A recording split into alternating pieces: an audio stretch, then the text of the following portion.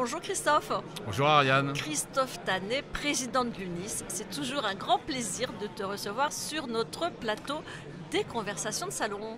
Ah bah écoute, c'est un plaisir d'être ton invité en ce moment.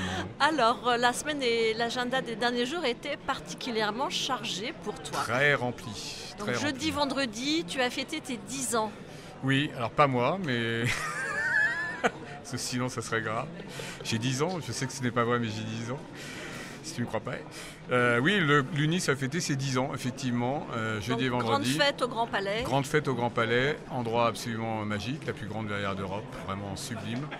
Donc 2 jours de fête, parce que c'était quand même évidemment fêter nos 10 ans. Nos 10 ans de quoi? Nos 10 ans de création de l'UNIS, qui est la fusion de 3 syndicats, la CNAB, le CSAB et l'UNIT. Et donc on peut y arriver, c'est ce qu'on a prouvé il y a 10 ans, en créant 3 syndicats, dont certains étaient très anciens. La CNAB existait depuis 1952. C'est le principal syndicat de l'administration de biens. La FNAIM a été créée en 1947. Et donc c'était les 2 grands syndicats jusqu'en 2009. Et donc on a fusionné avec 2 autres. Voilà. Donc combien de temps de tractation en amont avant de fusionner ces 3 syndicats? 2 ans. 2 ans. 2 ans. Moi, j'étais dans l'aventure dès le début, puisque j'étais secrétaire général du CSAB à l'époque. Parce qu'en fait, c'est tout un process. Il y a d'abord un process d'abord, il faut qu'il y ait les leaders qui s'entendent bien, donc les présidents. Il faut qu'il y ait un déclic. Ça a été le cas. Il faut qu'il y ait une envie commune. Il faut qu'il y ait une envie commune. Ensuite, il faut entraîner ses troupes. Ensuite, il faut travailler sur des projets. Et ensuite, il faut les faire ratifier par nos instances. Donc c'est 2 ans. C'est 2 ans. Il faut Et compter une fois vraiment que les 2-3 ans. choses sont décidées, combien de temps pour que la mayonnaise prenne? Il faut compter quasiment 3 ans. En fait, au bout de 3 ans, on s'aperçoit que quand on s'adresse à l'un de nos adhérents, on ne regarde plus si c'est un ancien d'un tel ou d'un autre. Il est adhérent de l'UNIS, point. Donc c'est ce qui fait 3 ans, oui, 3 ans c'est bien. Donc fin de semaine dernière, ouais. Tu fêtes les 10 ans de l'UNIS, ouais. Tu te reposes un petit peu le week-end passé. Beaucoup même d'ailleurs, je suis reposé. Et puis hier matin, première heure, tu étais ici au congrès de la FNAIM. C'est toujours un plaisir de venir. J'y viens évidemment depuis que je suis président, mais j'y venais déjà un peu avant, parce que je trouve qu'il faut s'intéresser à ce que font les autres. Donc quand j'étais simple adhérent, je m'intéressais aussi à ce que faisait la FNAIM. Et puis bien évidemment, la FNAIM et l'UNIS travaillent ensemble et de plus en plus. On travaille sur tous les textes. On est au CNTGI depuis l'origine, depuis 2014, avec le SNPI. Et donc nous travaillons main dans la main. Moi j'ai ouvert mon comité stratégique du temps de la présidence de Jean-François Buet. Juste à la fin de son mandat, j'ai demandé que la FNAIM rejoigne mon comité stratégique pour justement travailler main dans la main. Et c'est ce qu'on fait avec Jean-Marc Torolion. Donc là, l'idée, c'est de rapprocher les 2 syndicats. Alors, c'est ce qui est en phase. On a commencé à travailler dessus. Alors, le comité stratégique, il sert à ça, mais il ne sert pas qu'à ça. Il sert aussi à travailler et à réfléchir ensemble sur les textes qui nous sont soumis. Et là, on va lancer en fait une campagne de visite de nos pôles territoriaux, à la FNAIM et à l'UNIS, donc avec des équipes sur place. Donc Jean-Marc et moi y serons, nos 2 délégués généraux, et environ 10 personnes de l'UNIS, 10 personnes de la FNAIM, en général les bureaux des régions, donc pour une matinée complète, pour en fait échanger. Nous, on n'est pas là pour prêcher une bonne parole, on est là surtout pour recueillir ce qui se fait déjà en région, parce que la FNAIM et l'UNIS collaborent déjà de manière forte dans certaines régions. Il y en a beaucoup qui ont une double appartenance, qui sont adhérents aux 2 syndicats. Et donc ce qu'on veut recueillir, c'est ça, c'est ce qui se fait et surtout qu'est-ce qu'ils nous proposent justement pour faire avancer, parce qu'il y a des positions diverses au sein des 2 syndicats. Il y en a qui sont pour une fusion, il y en a d'autres qui sont pour un simple rapprochement. Pour l'instant, on ne parle que de rapprochement, on verra plus tard. On va avancer pas à pas, step by step. En tout cas, le sens du mouvement, il est donné. Après, vous allez oui, parce que les 2 présidents s'entendent bien. On a cette envie de le faire parce que d'abord on estime que c'est indispensable. On pense que pour se faire entendre de nos élus et du gouvernement, on pense que parler d'une seule voix est une bonne chose.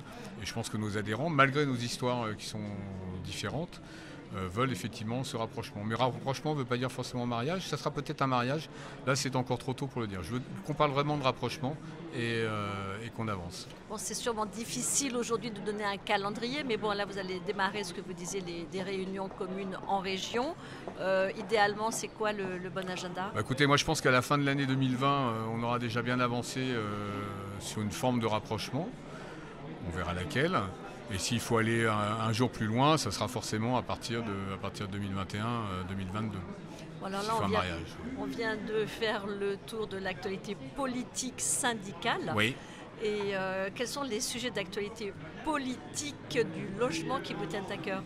Alors là, on a eu les ordonnances sur la copropriété. L'ordonnance du 30 octobre. L'ordonnance du 30 octobre, qui nous a donné satisfaction parce qu'elle a été très bien gérée en amont au sein du CNTGI. Il y a eu beaucoup de concertation. On a un excellent président, ça a été souligné ce matin lors de l'intervention du ministre de Normandie. On a un très bon président en la personne du professeur Périnée Marquet, qui a donné un souffle nouveau au CNTGI. On s'entend très bien avec les associations de consommateurs. On a été vraiment très concernés dès le départ. On a eu beaucoup d'échanges, beaucoup de travail, beaucoup de retours avec les ministères. Donc ce n'était pas juste uniquement un projet qu'on nous balance et qu'on nous dise voter pour ou contre. C'était vraiment un travail avec des modifications, des apports qu'on a pu faire. La grande surprise, on le sait bien, c'est la suppression du plan pluriannuel de travaux. Ça a été expliqué ce matin. Grande surprise déceptive. Grande surprise déceptive, bien sûr. C'était un des éléments phares de cette ordonnance. Elle a été supprimée par le Conseil d'État. On pense évidemment qu'on va pouvoir rattraper cela par d'autres voies que l'ordonnance. Donc ce n'est que partie remise. Puis le fameux rapport Nogal. Ce fameux rapport Nogal du député de Haute-Garonne, Michaël Nogal, absolument. Ce rapport est très clivant. Alors au sein de nos deux institutions, FNIM et UNIS, il y en a qui sont très pour, il y en a qui sont très contre. Puis il y a une sorte de ventre mou assez large, qui est ni pour ni contre, mais qui est là pour regarder et surtout pour qu'on soit force de proposition. En fait, on Qu'est-ce a deux qui vous déplaît concrètement? En fait, on a une disposition, c'est sa disposition qui concerne le mandat total de gestion, le mandat de gestion totale, pour être plus précis. C'est-à-dire qu'en fait, l'administrateur de biens apporte une obligation de résultat sur le paiement des loyers à son propriétaire. C'est-à-dire que si le locataire ne paye pas, c'est l'administrateur de biens qui se substitue. Donc ça met en place un complexe système d'assurance à mettre en place. Il y a ce qu'on appelle le stop loss, c'est-à-dire que l'administrateur de biens peut très bien gérer ça sur ses fonds propres au départ. Il y a toutes ces études à faire et on n'a pas eu d'étude d'impact. Donc c'est quand même délicat pour un dossier aussi complexe. Donc nous on dit attention, nous ne sommes pas défavorables, mais d'abord on n'est pas pour le côté obligatoire, on est pour un côté facultatif.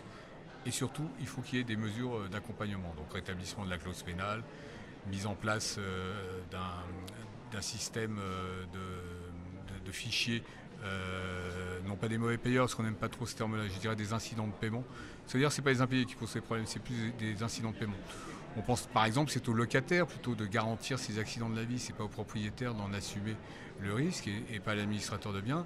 L'administrateur de biens, il est là pour traiter le dossier en amont sur la solvabilité du locataire, c'est son rôle, c'est sa responsabilité. Il met le locataire en place, tout se passe bien et le locataire a un accident de la vie. Ça peut arriver à tout le monde.